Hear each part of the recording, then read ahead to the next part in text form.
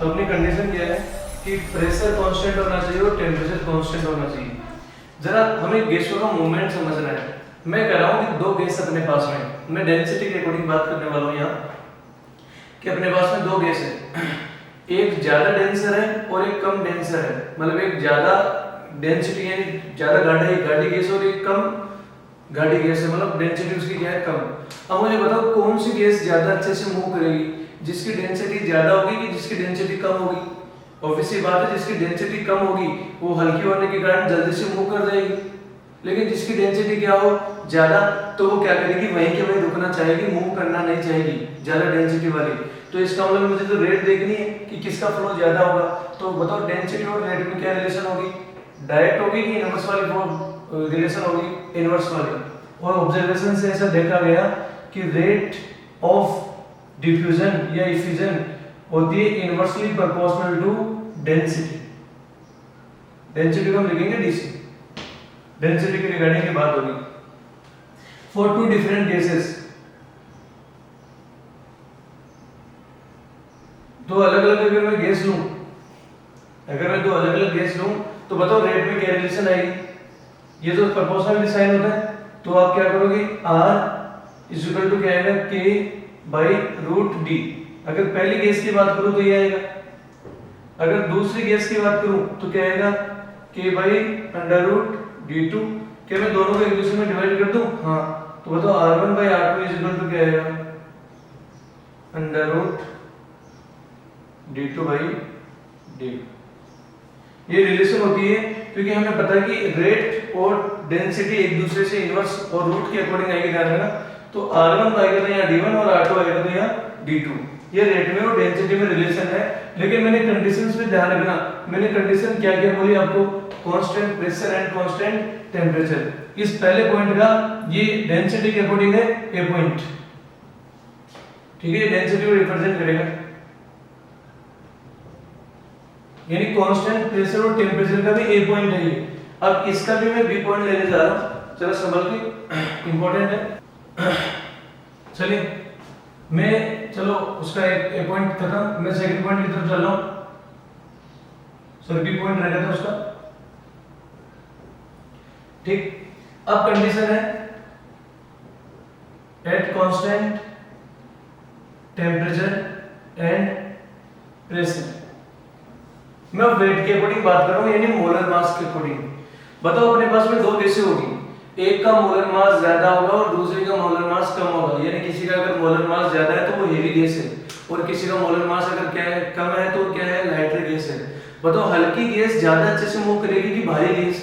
क्योंकि भारी गैस तो वहीं रुकना चाहेगी, हल्की वाली गैस क्या कर जाएगी, इजीली मूव कर जाएगी। यानी जिसका मोलर मास क्या होगा, कम होगा, वही तो हल्की होगी। यानी जिसका मोलर मास कम होगा उसकी रेट ऑफ डिफ्यूजन क्या होगी, ज्यादा, यानी वो ज्यादा अच्छे से मूव करेगी। तो रेट ऑफ डिफ्यूजन और मोलर मास में भी क्या रिलेशन होती है, जरा बताइए मुझे। 1 बाई अंडर रूट m। तो वही दो गैसों के लिए, डिफरेंट डिफरेंट गैसों के लिए क्या फॉर्मूला बनेगा, R1 बाई R2। अगर यहाँ R1 है तो ऊपर कौन आएगा, M2 बाई M1, ठीक है। ये अपने पास इसका बी पॉइंट हो गया।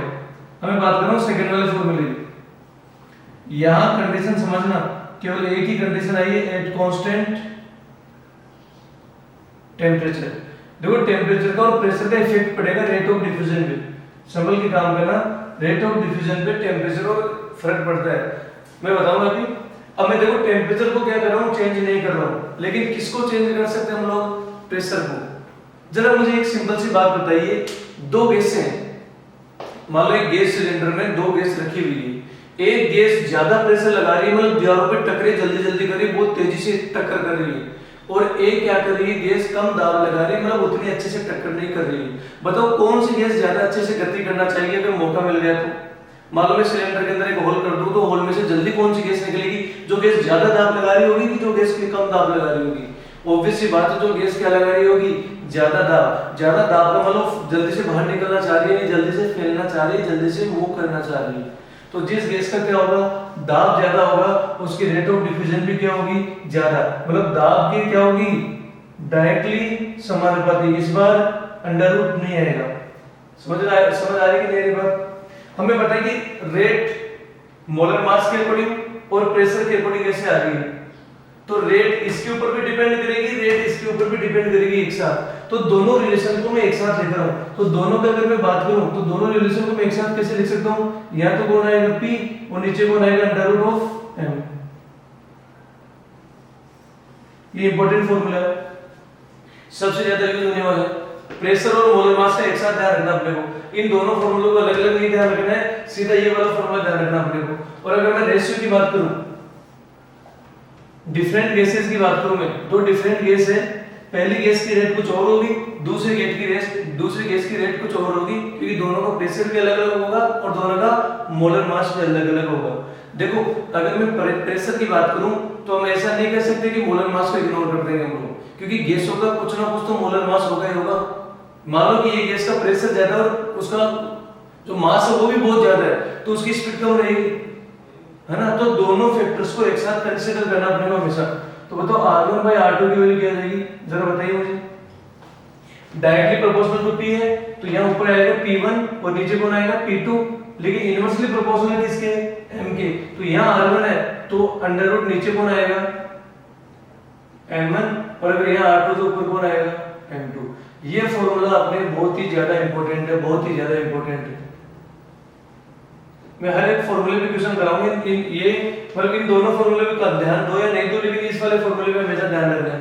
बताओ क्या क्या आएगा, R1 by R2, हम जानते हैं कि जिस गैस का प्रेशर ज्यादा होगा उसकी रेट क्या होगी ज्यादा, तो प्रेशर के तो डायरेक्टली आएगा और मोलर मास के इनवर्सली आएगा रूट की, ठीक है।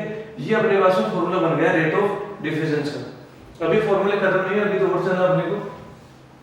चलिए हम नेक्स्ट फॉर्मूले की बात करते हैं, अपना फोर्थ वन। आप बताइए मुझे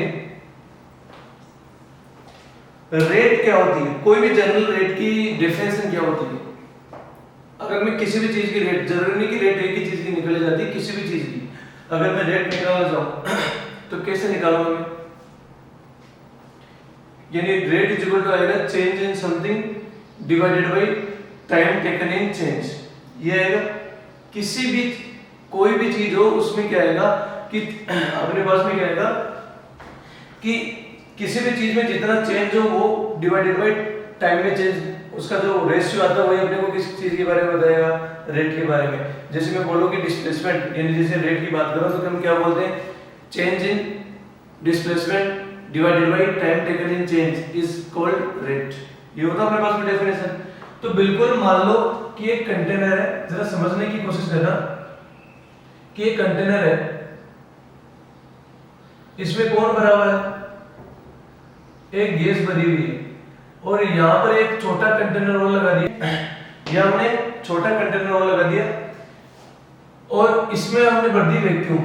अब समझने की कोशिश कीजिए, वैक्यूम का मतलब है कि वहां कुछ भी नहीं है, वहां का प्रेशर कितना होता है, जीरो। वैक्यूम का प्रेशर जीरो होता है, इस चीज का ध्यान रखना। वैक्यूम का प्रेशर कितना मिलेगा अपने को, जीरो। कोई प्रेशर जैसा कुछ एलिमेंट ही नहीं है वहां पर, तो प्रेशर लगेगा ही नहीं।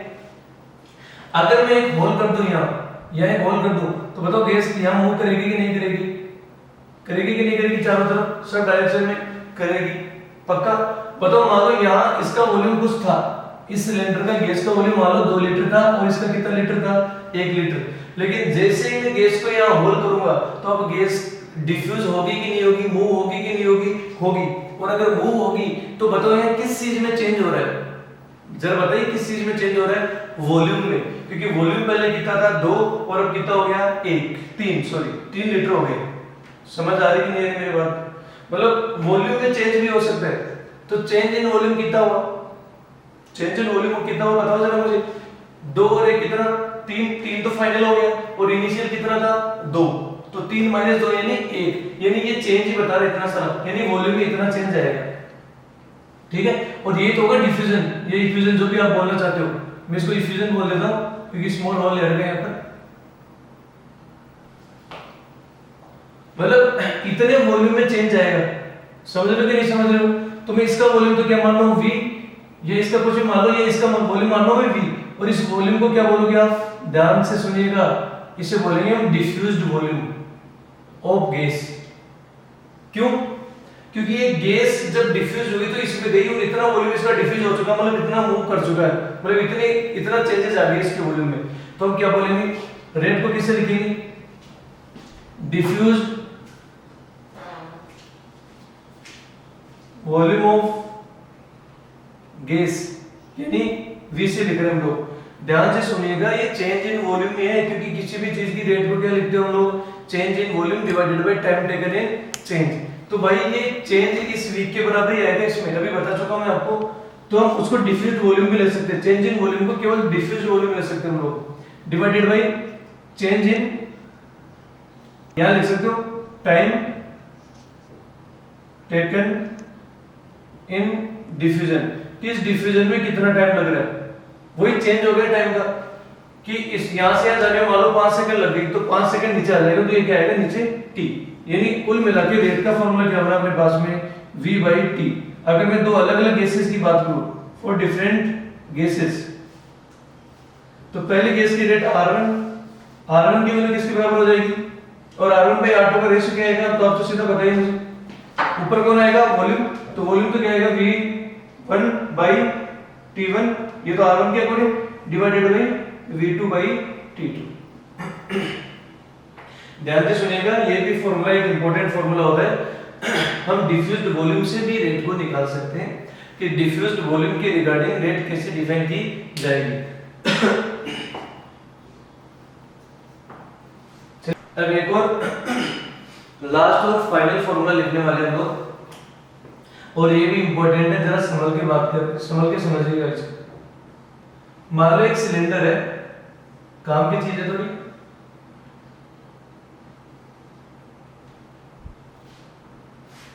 मान लो एक सिलेंडर है, इस सिलेंडर में दो गैसें भरी हुई, एक तो N1 और ये N2।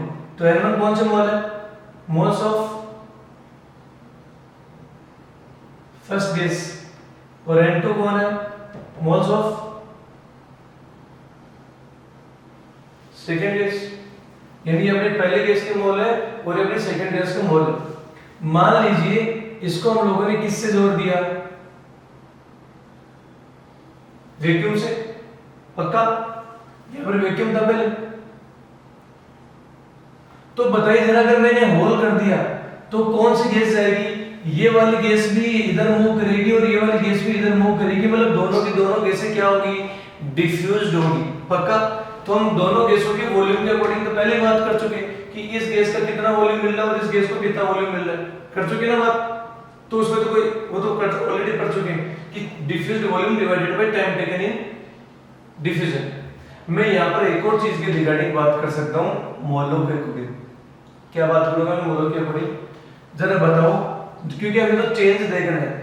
इस गैस के केवल वॉल्यूम में ही चेंज नहीं होगा, इस गैस के मोलों में भी चेंज होने वाला है। कैसे होगा मोलों में चेंज, इस कंटेनर में मान लो पहले 5 मोल थे, अब यहां से कितने मोल चले गए, 2 चले गए, 2 मोल। तो अब इस गैस के कितने मोल बचे, 3। तो इस गैस के मोलों में चेंज आया कि नहीं आया, आया। तो mole change in moles divided by time taken in change भी तो रेट को बता सकते हैं, बिल्कुल बता सकता है ना अपने पास में। अब मैं क्या कर रहा हूं, यहां मैं लिख रहा हूं N1 डैश और N2 डैश। अब चीजों को समझना, N1 डैश कौन से मोल है, हाँ बताइए, डिफ्यूज्ड मोल्स ऑफ कौन सी गैस, गैस फर्स्ट। मतलब इस गैस के मान लो पहले 5 मोल थे और यहां कितने चले गए, 3। तो वो 3 मोल कौन से मोल है, डिफ्यूज्ड। जैसे मैं एग्जांपल के लिए लिख रहा हूं कि मान लो इसके 5 थे और 5 में से कितने चले गए, 3। दिख रहा नहीं आप लोगों को। तो ये डिफ्यूज्ड मोल्स है। और N2 डैश कौन है, डिफ्यूज्ड मोल्स ऑफ गैस 2, यानी सेकंड गैस के डिफ्यूज्ड मोल्स अपने पास में। अब तुम बताओ, मैं रेट को डिफाइन करना चाहता हूं, यानी मोलों में चेंज बताना चाहता हूं। तो बताओ मोलों में चेंज कितने का है, शुरू में कितने मोल, 5, निकल कितने गए, 3, बच कितने गए, 2। तो बताओ चेंज कितने का है, 3 का। 3 का चेंज तभी आया क्योंकि 3 मोल डिफ्यूज्ड हो गए। तो चेंज इन मोल्स का मतलब है डिफ्यूज्ड मोल्स, मतलब जितने मोल डिफ्यूज होंगे उतने का ही चेंज आएगा। तो मतलब कुल मिला के यहाँ पर रेट को और डिफाइन किया जा सकता है, कैसे, रेट इज इक्वल टू क्या आएगा, डिफ्यूज्ड मोल्स ऑफ गैस, जिसको मैन डेज से बता रहे हैं, दोनों गैसों के अलग अलग आएगा, divided by time taken in diffusion, यानी क्या वैल्यू मिलेगी इसकी अपने को, टी। तो कुल मिला के अपने पास में फॉर्मूला आ गया। अगर मैं दो गैसों की बात करूं, ये n डैश बाई टी आ गया अपने पास में। अगर दो अलग अलग गैसों की बात करूं, इन दोनों गैसों की अलग अलग बात करूं, तो क्या आएगा formula, R1 by R2 is equal to, बताइए जरा मुझे, n1 डैश बाई T1, क्योंकि दोनों अलग अलग टाइम पे ले सकती है, n2 डैश बाई T2। तो ये भी एक फॉर्मूला बन गया।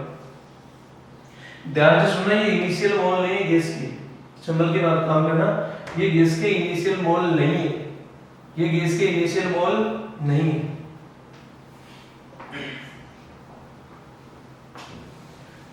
तो कुल मिला के आपको जो जो फॉर्मूले मिले हैं रेट ऑफ डिफ्यूजन के, वो फॉर्मूले हम दोबारा लिख रहे हैं, एक साथ लिख रहे हैं, और ताकि आप लोगों को याद करने में थोड़ी सरलता हो।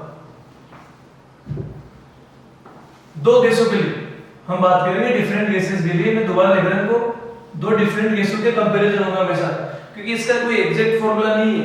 आपने देखे होंगे अभी तक फार्मूलों में मैंने कोई एग्जैक्ट फार्मूला नहीं लिखा है, सब में डायरेक्टली प्रोपोर्शनल टू ऐसे कुछ चीजें आ रही है, बस ये वॉल्यूम वाले दो में डायरेक्ट फार्मूले बने इसके बस, ठीक है। तो आप क्या करोगे, दो गैसों का हमेशा कंपैरिजन करोगे, जैसे अपने पास में एक गैस R1 है, दूसरी गैस सॉरी एक फर्स्ट गैस है, दूसरी सेकंड गैस है, तो इनकी रेट का रेशियो क्या आएगा। अगर मैं प्रेशर और की बात करूं तो क्या आएगा, P1 बाई P2, और यहां पर क्या आएगा, under root M2 by M1। अगर मैं वॉल्यूम की बात करूं, या पहले हम वॉल्यूम वाला फॉर्मूला लिख लेते हैं, पहले अगर मैं वॉल्यूम की बात करूं तो क्या आएगा, V1 by T1 V2 by T2। ये कौन सा वॉल्यूम है, डिफ्यूज्ड। अगर मैं डिफ्यूज्ड मोलर के अकॉर्डिंग बात करूं तो क्या आएगा, N1 dash by T1 N2 dash by T2। ये भी कौन से मोल होंगे, डिफ्यूज्ड। और अगर प्रेशर की फॉर्म में बात करूं तो P1 बाई P2, और ये क्या आएगा, under root M2 by M1। फिर से कह रहा हूं, अपने काम का ये सबसे ज्यादा फॉर्मूला यूज होने वाला है, सबसे काम का फॉर्मूला वही है, ध्यान से सुनेगा। अब चीजों को देखो, एक कंडीशन है, if temperature and volume of gases are same. ये जो प्रेशर होता है गैसों का, ये कौन सा प्रेशर होता है, डिफ्यूज प्रेशर नहीं, जो इनिशियली गैस प्रेशर लेकर चलती है। मान लो कि एक कंटेनर में दो गैसें भरी हुई, समझने की बात करना, एक कंटेनर में दो गैसें भरी हुई, ये गैस फर्स्ट है और ये गैस कौन सी है, सेकंड है, और इसका वॉल्यूम कितना V एंड टेम्परेचर कितना मान लिया मैंने T।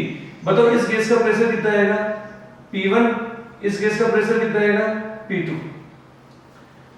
देखो गैसों का वॉल्यूम और टेम्परेचर क्या है, सेम, तो हम लगा रहे हैं P equal to nRT। Temperature दोनों गैसों का शुरू में सेम था, वॉल्यूम दोनों गैसों का शुरू में सेम था, तो गैसों का प्रेशर अलग अलग होगा। ये कब प्रेशर अलग अलग हो सकता है, तो दोनों गैसों की क्या अलग अलग हो, मोल, यानी कि इस गैस के मोल कितने होंगे N1 और इस गैस के मोल कितने होंगे N2। ठीक है, मैं लिख सकता हूं इसको। तो जरा बताओ अपने पास फॉर्मूला क्या बना रेट का, R1 by R2 is equal to, मैं इसको मॉडिफाई कर रहा हूं, बस आप भी चेंज कर सकते हो अगर क्वेश्चन में आए तो ऐसा कभी। ये कौन से मोल है, शुरू वाले मोल है क्या, नहीं, ये वो मोल है जो डिफ्यूज्ड है। और यहां क्या फॉर्मूला बना, P1 बाई P2, और यहां क्या मिला अपने को, under root M2 by M1। ये चीजें अपने को मिल गई। अब मैं इस P1 की जगह क्या लिख सकता हूं, P इक्वल टू nRT से, जरा बताइए।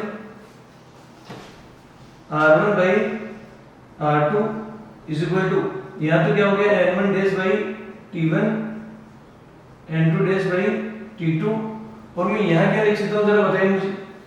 P की जगह क्या लिख सकता हूं, N1 RT by V N2 RT by V, क्योंकि वॉल्यूम और टेम्परेचर क्या है शुरू में सेम, क्योंकि दोनों एक ही कंटेनर में भरी हुई है।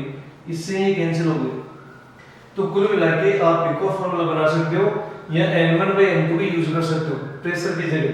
ठीक है, उस सिचुएशन के अकॉर्डिंग देख लेना आप लोग, अगर ऐसा न्यूमेरिकल आपको मिले तो। ठीक, ये हमने फॉर्मूले पढ़ लिए। अब इन फॉर्मूलों को ध्यान में तब रखा जा सकता है जब हम इसकी बहुत सारी क्वेश्चनों की प्रैक्टिस करें, तो हम क्वेश्चंस की प्रैक्टिस करें। चलिए सबसे पहले तो फर्स्ट क्वेश्चन करते हैं। क्वेश्चन है find ratio of rate of diffusion of two gases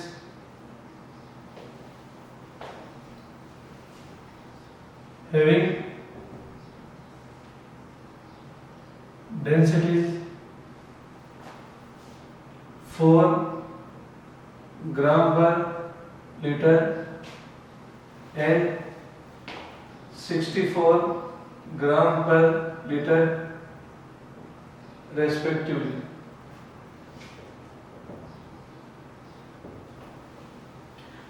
ध्यान से सुनिए, अब गैसों की कंडीशन के बारे में कुछ भी नहीं बोला गया है, तो मैं ये मानूंगा कि दोनों गैसों की बाकी सब कंडीशन सेम है। बाकी सब कंडीशन का मीनिंग उनका प्रेशर, टेम्परेचर, वॉल्यूम सब सेम दिया गया है। बस केवल बातें किसकी हो रही है, डेंसिटी की बातें हो रही है। तो अब बताओ कौन सी गैस, देखो फॉर्मूला आप चाहो तो याद कर पाओ या फिर लॉजिक से आप इनको ध्यान रख सकते हो।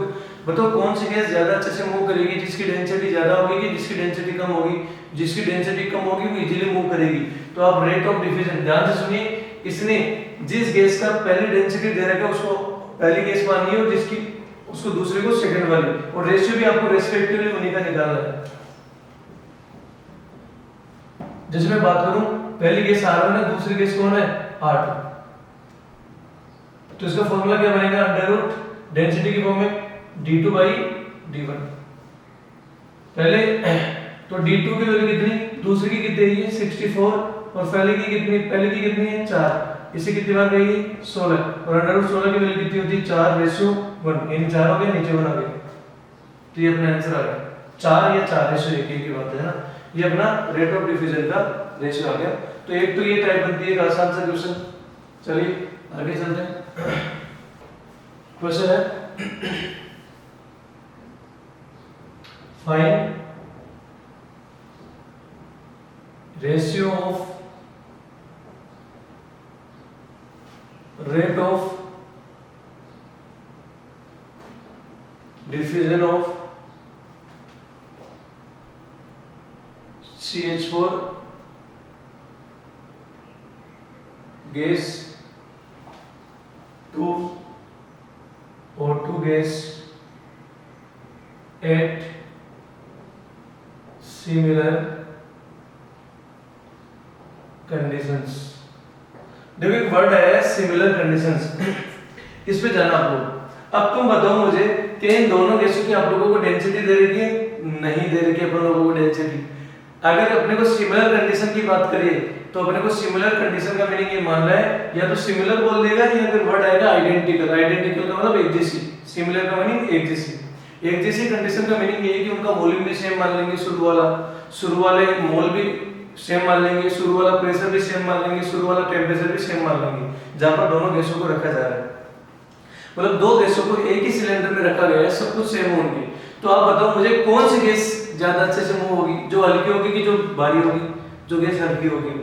ठीक है, तो आप तो क्या करो, क्या आपको डेंसिटी की बातें की है, नहीं, तो गैसों के बारे में और कुछ पता हो या नहीं हो, उनके मोलर मास वाला गैस अपने को पक्का पता है।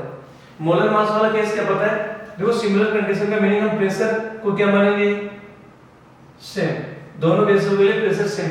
तो बताओ रेट ऑफ डिफ्यूजन का फॉर्मूला क्या होता है, पहले कौन सी गैस है ऊपर, इसने ऊपर बोला CH4 gas to O2 gas, मतलब ऊपर CH4 गैस होनी चाहिए, उसका किसके रेस्पेक्टिवली रेशियो पूछा है, O2 की, मतलब वही दो गैसें हो गई R1 और R2। ठीक है, ऊपर बताओ, क्योंकि प्रेशर क्या होता है डायरेक्ट रिलेशन में होता है, अपने को मोलर मास वाला फॉर्मूला अलग से याद नहीं रखना, हमेशा प्रेशर के साथ याद रखना। बताओ रेट किसके प्रोपोर्शनल, प्रेशर की, तो प्रेशर ऊपर कौन सी गैस का, CH4 का, और नीचे कौन सी गैस का, O2 गैस का। ऊपर यहाँ पर रेट किसकी, CH4 की, तो इसका मोलर मास क्या आएगा, नीचे, और O2 गैस का मोलर मास क्या आएगा, ऊपर। वही R1/R2 is equal to P1/P2 और under root M2 by M1। Pressure के साथ डायरेक्ट रिलेशन होती है और मोलर मास के साथ इनवर्स। अब हमें पता है कि दोनों का प्रेशर क्या है, सेम, तो प्रेशर को कैंसिल कर दो, इसकी जरूरत ही नहीं पड़ी।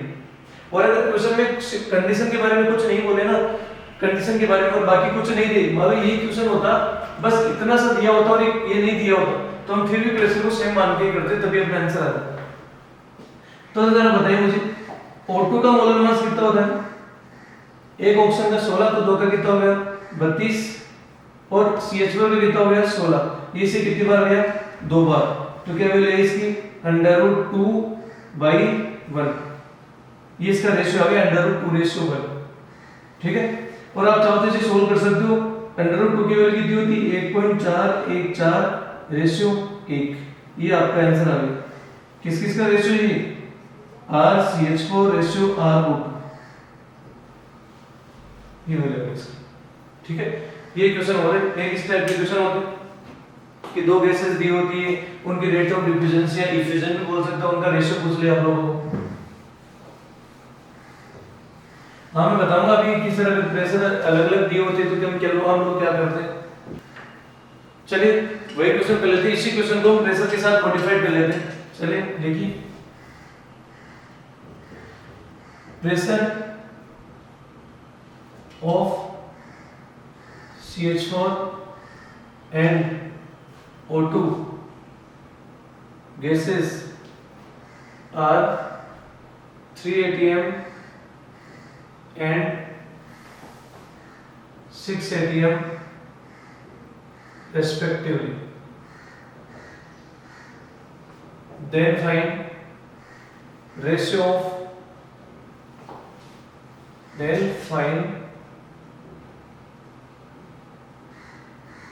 ratio of rate of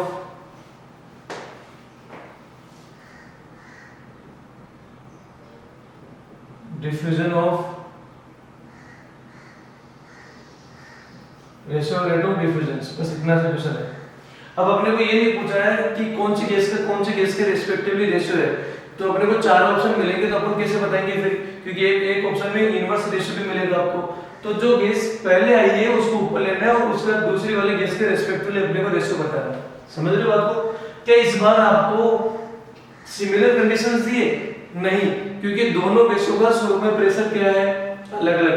अब जरा चीज को समझने की कोशिश करना, अपने हिसाब से बताओ रेट ऑफ डिफ्यूजन किसकी ज्यादा होनी चाहिए, प्रेशर के अकॉर्डिंग देखें तो, केवल प्रेशर के अकॉर्डिंग देखें तो प्रेशर कौन सी गैस का ज्यादा है, O2 का, तो O2 गैस की रेट ऑफ डिफ्यूजन क्या होनी चाहिए, ज्यादा।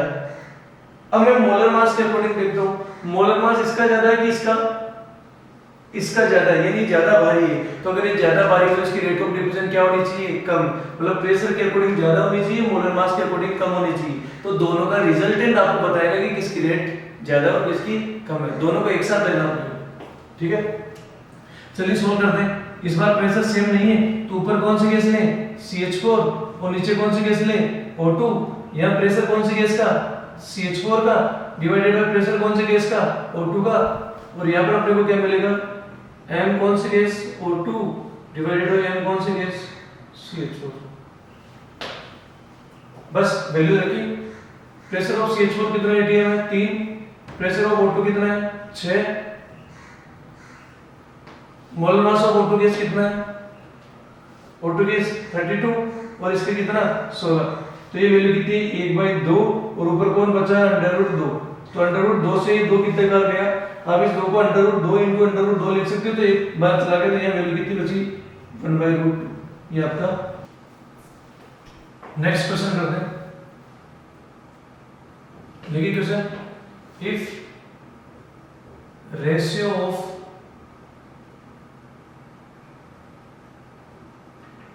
rate of diffusions of hydrogen gas to unknown gas is 4:1. Hydrogen gas to unknown gas is 4:1. Then gas, 4:1 under identical conditions.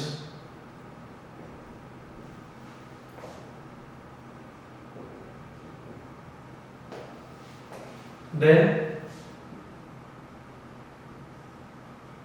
gas will be, आपके पास में 4 ऑप्शन दिया है क्वेश्चन में, CH4, second O2, third helium और चौथा option है none of these.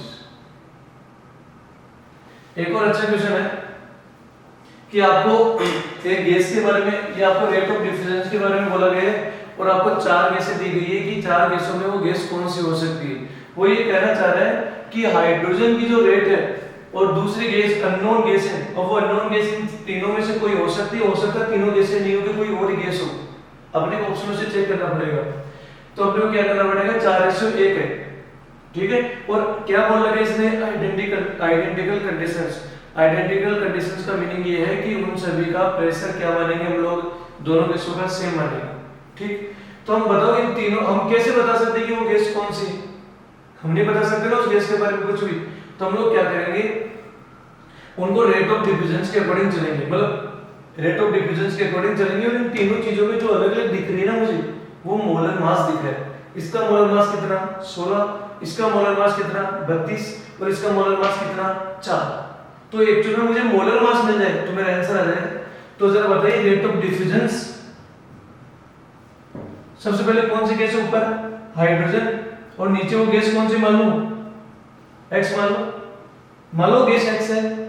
तो बताओ प्रेशर क्या आएगा, प्रेशर ऑफ कौन सी गैस का, H2 का, और यहाँ पर क्या आएगा प्रेशर ऑफ X का। ऊपर मोलर मास कौन सी गैस का आएगा, X का, और यहाँ मोलर मास कौन सी गैस का आएगा, हाइड्रोजन का। बताओ क्या सेम है, दोनों के प्रेशर क्या रहेंगे, सेम। तो प्रेशर से प्रेशर कैंसिल आउट हो। बताओ ये रेशियो कितना दे रहा है अपने को, 4:1, और यहाँ पर क्या लिखेंगे हम लोग, mx, और डिवाइडेड बाई ये कितना हो गया 2। आपको मोलर मास चाहिए लेकिन यहाँ पर क्या लगा हुआ है, रूट लगा हुआ है। तो रूट को हटाने के लिए दोनों तरफ हम लोग क्या कर देंगे, स्क्वायर कर देंगे। तो करिए स्क्वायर, ऊपर कितना, यहाँ कितना हो गया 16/1 और यहाँ हो गया mx/2। तो mx की वैल्यू कितनी हो गई 32। बताओ मोलर मास 32 कौन सी गैस का आ रहा है, इसका आ रहा है कि इसका आ रहा है कि इसका, इस वाले गैस का। तो अपने लिए करेक्ट आंसर हुआ O2 वाला ऑप्शन, ठीक है। इस टाइप के क्वेश्चन में आपको पूछे जाते हैं। नेक्स्ट क्वेश्चन लिखिए,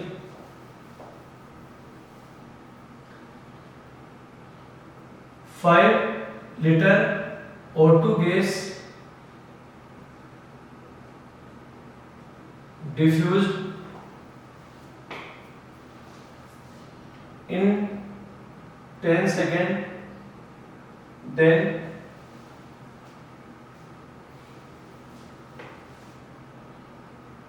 calculate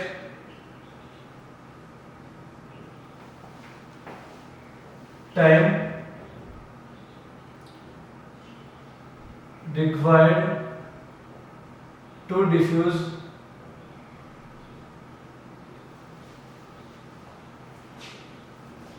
10 liter helium gas under similar conditions। एक और अच्छा क्वेश्चन है कि सिमिलर कंडीशंस की बातें हो रही है और अपने को ये बताना है कि उसको टाइप, देखो पहली बात तो दो गैस है, एक गैस कौन सी है O2 और दूसरी गैस कौन सी है हीलियम। तो हीलियम गैस का कितना वॉल्यूम डिफ्यूज हो रहा है, डिफ्यूज का मतलब कितना वॉल्यूम वो बाहर निकल रही है, मतलब कितना चेंजेस आ रहा है वॉल्यूम में। तो कितना लीटर जा रहा है, ये इनिशियल वॉल्यूम नहीं है गैस का, ये डिफ्यूज्ड वॉल्यूम है, मतलब इतना वॉल्यूम उसका निकल चुका है, डिफ्यूज हो चुका है। तो इतना लीटर डिफ्यूज होने में कितना सेकंड लगता है 10 सेकंड। तो वो कह रहा है कि ऐसे एक और गैस है हीलियम, उसका 10 लीटर डिफ्यूज करना है तो उसको कितना टाइम लगेगा, मतलब जब ऑक्सीजन को कितना लग रहा है 5 लीटर ऑक्सीजन को 10 सेकंड लग रहा है तो 10 लीटर हीलियम को कितना सेकंड लगेगा, मतलब इस बार डिफ्यूज्ड वॉल्यूम की बातें होगी। तो वही अपने पास में क्या दिक्कत है, फॉर्मूला अपने को पता ही, तो बताओ ऊपर कौन सी गैस O2, नीचे कौन सी गैस हीलियम। अब डिफ्यूज्ड वॉल्यूम की बातें हो रही है, ध्यान रखना, तो ऊपर वॉल्यूम किसका O2 गैस का और डिफ्यूज्ड वॉल्यूम बाय टाइम भी तो उसी का आएगा, चेंज तो तभी आएगा ना, रेट तो तभी आएगी, डिवाइडेड बाय नीचे इसकी रेट लिखो V volume of helium divided by time of helium. अब ध्यान से सुनिएगा, आपको O2 का वॉल्यूम दे रखा है, इसका टाइम दे रखा है, हीलियम का वॉल्यूम दे रखा है, हीलियम का टाइम पूछा है, क्या आपको रेट का रेशियो दे रखा है क्वेश्चन में, नहीं, वो ना हम यहीं से निकाल लेते। तो फिर अपने पास में ये फॉर्मूला आगे भी तो लिख सकते हैं हम लोग, कैसे, प्रेशर ऑफ किसका O2 और नीचे प्रेशर ऑफ किसका हीलियम, मोलर मास ऑफ किसका हीलियम और मोलर मास ऑफ किसका O2, क्योंकि इसने बोला सिमिलर कंडीशंस, इसका मतलब प्रेशर दोनों के क्या मिलेंगे अपने को सेम, और अगर सिमिलर कंडीशन नहीं दी हुई तो भी अपने को सिमिलर ही मान के काम करना पड़ेगा, मतलब दोनों के प्रेशर एक दूसरे को कैंसिल कर देंगे। अब आपको क्या चाहिए, ये पता है, ये पता है, ये पता है, ये पता है, ये पता, और ये अपने आपको मिल जाएगा, बस फॉर्मूला में रखिए वैल्यूज। वॉल्यूम ऑफ O2 कितना अपने पास में 5 लीटर, टाइम कितना लग रहा है 10 divided by 10 by time of helium, volume mass of helium कितना होता है 4 और O2 का कितना होता है 32, तो ये कितनी बार गया 8 बार। मैं टाइम ऑफ हीलियम को ऊपर लेके जा रहा हूं, ध्यान से सुनिए, इसको ऊपर लेके जा रहा हूं, ये नीचे दे गए हैं, तो 5 इनटू टाइम ऑफ क्या आ जाएगा हीलियम, और ये क्या आ जाएगा 10 इनटू 10, और ये आ जाएगा 1/√8, ये इससे कितनी बार गया 2 बार। आप इसे यहां ले जाइए, तो टाइम ऑफ हीलियम कितना होगा अपने पास में 20/√8, लेकिन यूनिट क्या आएगी इसकी सेकंड, क्यों, क्योंकि ऊपर भी टाइम की यूनिट क्या थी सेकंड, तो ये भी सेकंड में मिलेगा अपने को।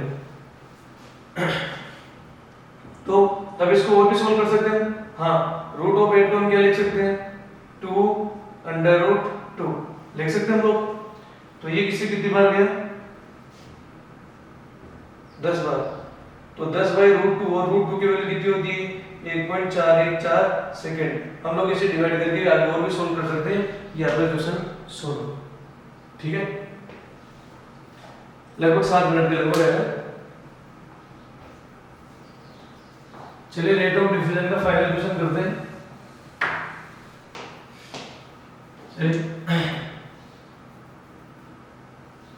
लिखिए question, in 1 metre long tube, 2 gases NH3 and HCl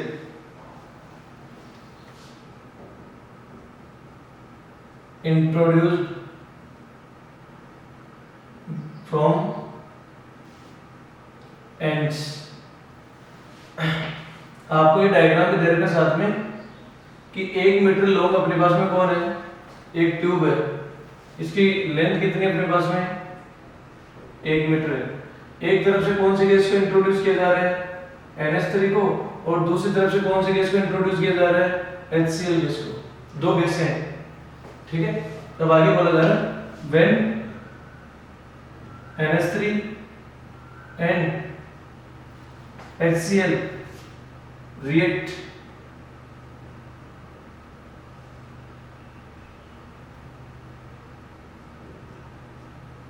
white fog formed, then white fog NH4Cl formed, यानी दोनों रिएक्शन करके आपस में NH4Cl बनाती है। From which end NH4Cl is nearest। अब अपने को ये बताना है कि देखो हमें पता है एक ट्यूब है, जैसे वो एक तरीके से एक कमरा है, एक कमरा था अपने पास में, एक कमरे में मान लो दो गेट थे, एक गेट से कौन सी गैस आ रही है NH3, दूसरे गेट से कौन सी गैस आ रही है HCl गैस आ रही है। दोनों गैसें आ रही कि नहीं आ रही अपने पास में? अगर दोनों की दोनों गैसें आ रही है तो वो बोल रहा है कि जब दोनों एक दूसरे से टकराती है तो टकराने के बाद में क्या बनता है अपने पास में? NH4Cl बनता है। तो वो कह रहा है कि कमरे के कौन से गेट से ज्यादा नजदीक NH4Cl बनेगा। बिल्कुल ये एग्जांपल उसी तरीके का है कि जैसे सामने से भी बाइक आ रही है और इधर से भी एक बाइक आ रही है और एक जगह पे दोनों बाइक टकराती है, तो वो ये बोलेगा कि इस वाले एंड से ज्यादा नजदीक टकराएगी कि उस वाले एंड से ज्यादा नजदीक टकराएगी। और ये किसके ऊपर डिपेंड करेगा? उन बाइक की स्पीड के ऊपर डिपेंड करेगा। मान लो कि इस एंड से एक बाइक आ रही है और इस वाले एंड से भी एक बाइक आ रही है और ये वाली बाइक की ज्यादा स्पीड है और ये वाली बाइक की कम स्पीड है, तो मेरे को क्रॉस पहले कौन करेगी? ये वाली बाइक की ये वाली बाइक ये वाली, क्योंकि ज्यादा स्पीड है और ये क्रॉस करके मुझे इधर अपने आप को इधर ले जाएगी और इस मेरे हाथ के इस और कहीं पर वो दोनों भिड़ेंगी। तो ज्यादा नजदीक किसकी होगी भिड़ंत? इस वाले एंड की। तो बिल्कुल वही आपको यहां से चेक करना है, दो गैसें है या नहीं। अब अपने को पता है कि कहीं ना कहीं तो क्या मिलेगा अपने को? NH4Cl बनेगा, जहां दोनों एक दूसरे से क्या करेगी? रिएक्शन। मान लो दोनों गैसें यहां पर रिएक्शन कर रही है, यहां पर क्या बन रहा है? NH4Cl। अब तो ये गैस इधर आएगी और ये गैस इधर आएगी और बीच में कहीं रिएक्शन होगी, लेकिन रिएक्शन ज्यादा नजदीक इस वाले एंड की तरफ होगी कि ज्यादा नजदीक इधर वाले, यानी ये ज्यादा इसके पास होगा कि ज्यादा इसके पास होगा? कैसे पता लगाओगे? मतलब दोनों की रेट से कि किसकी चलने की रेट ज्यादा होगी। कि मान लो ये वाली ज्यादा जल्दी चल गई तो इसको यहाँ ये पहले यहाँ इसके ज्यादा नजदीक आएगी और ये बहुत ही कम चल पाएगी तो यहाँ बन जाएगी जल्दी से NH4Cl। तो हम रेट को किसे निकालेंगे? हमें पता है कि रेट ऑफ रिएक्शन इज क्या होती है? Inversely proportional to molar mass. पता है कि नहीं? क्योंकि बाकी कंडीशन को हम सिमिलर मानेंगे। तो अगर किसी गैस का क्या है? मोलर मास क्या है? कम, तो उसकी रेट क्या होगी? ज्यादा। अब बताओ मोलर मास कम किसका है? NH3 का है कि HCl का? काउंट करो, नाइट्रोजन का 14 और 3 कितना हो गया? 17। HCl का कितना हो गया? 35.5 और ये कितना हो गया? 36.5। इसका मोलर मास क्या है? कम। यानी मोलर मास NH3 का कम है किससे? तो बताओ रेट किसकी ज्यादा होगी? रेट ऑफ NH3 किससे ज्यादा होगी? Rate of HCl। यानी कुल मिलाकर मैं ये बोलना चाह रहा हूं कि NH3 move fast than HCl, so NH4Cl form near to which end? HCl end। क्यों? क्योंकि HCl ज्यादा तेजी से नहीं दौड़ पाई, तो मान लो वो तो यहीं आई थी और ये तुरंत इतनी देर में यहाँ आ गई और दोनों यहाँ भिड़ंत कर चुके होंगे, तो ज्यादा नजदीक किसके बनेगी? ये ज्यादा नजदीक बनेगी अपने पास में किसके? HCl की ज्यादा